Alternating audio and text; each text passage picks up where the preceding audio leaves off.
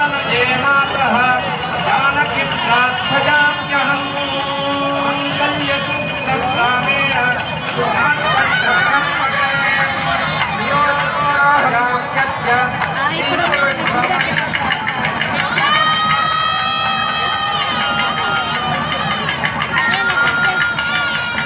जानकी रमण गोविंद रमण गोविंद रमण गोविंद धात्री रमण गोविंद रमण गोविंद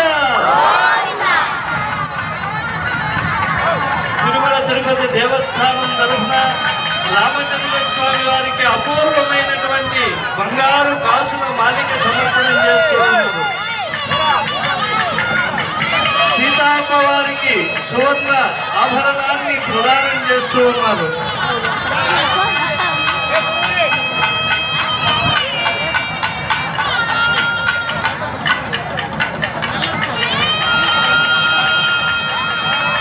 చిరు నగములు చాలమ్మ వేరు నగలు ఏదమ్మ అన్నారు. బంగారు బొమ్మకు సీతమ్మ తల్లికి వేరు నగలు ఏదమ్మ అన్నారు.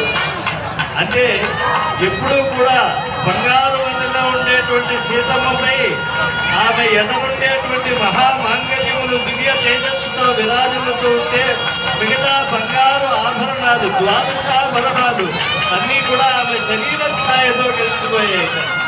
అంత గొప్పదైనటువంటి హిరణ్యవర్ణాం హరిణి ఆ తల్లికి కళ్యాణ కల్పవల్లికి వీధి వెలుగుకు పలుకు తేనెల తల్లికి ఆనందకర కర్పూర నీరాజనాలు ఎత్తుతూ ఉన్నారు.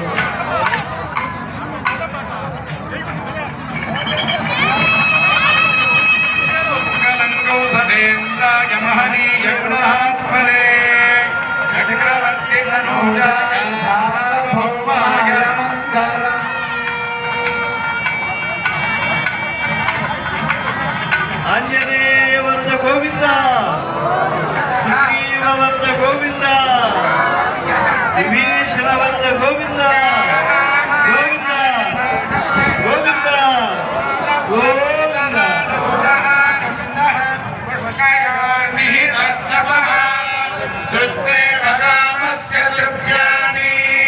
దక్షిణానాం ప్రవిగ్రహే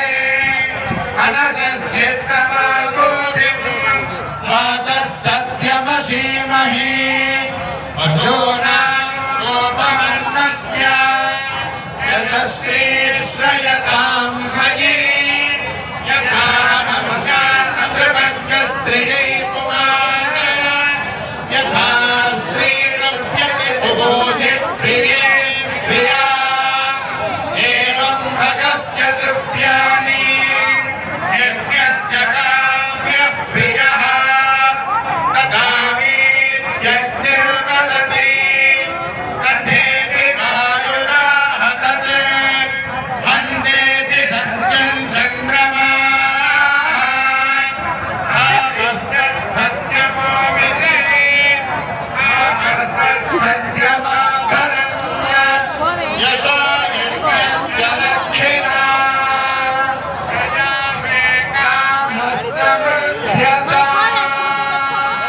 వివాహంలో ముఖ్యంగా తెలుగు వారికి చాలా ఇష్టమైనటువంటి అక్షతారోహణం జానక్య కమలాబలాంజలి పుటేయ పద్మరాగాయిత యస్తా రాఘవ మస్తకే చ విలసత్కృత ప్రసూనాయిత సస్తా శ్యామల కోమలాయ కార్తికేయాయుర్ధీరాయిత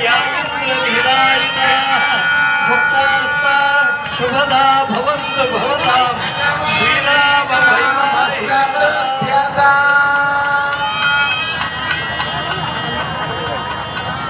సీతారాముల యొక్క కళ్యాణ మహోత్సవం కూడా సీతారాముల యొక్క కళ్యాణ తలంపురాలు కావాలి అని కోరుకుంటారు. లోకంలో ఆదర్శ దంపతులు సీతారాములు అన్యోన్య దాంపత్య ధర్మం కలిగినటువంటి వారు.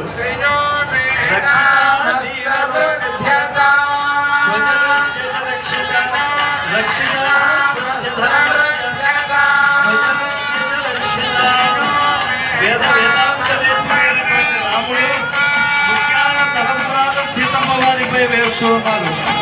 రాఘవుడి చేతిలో ఆ ముత్యాలు నీలవర్ణంలో ఉంటే సీతమ్మ వారి చేతుల్లో అరుణారుణ వర్ణంలోకి వెళ్తూ ఉన్నాయి. మళ్ళా అవి సహజమైనటువంటి తెలుగు వర్ణంలోకి మారుతూ ఉన్నాయి.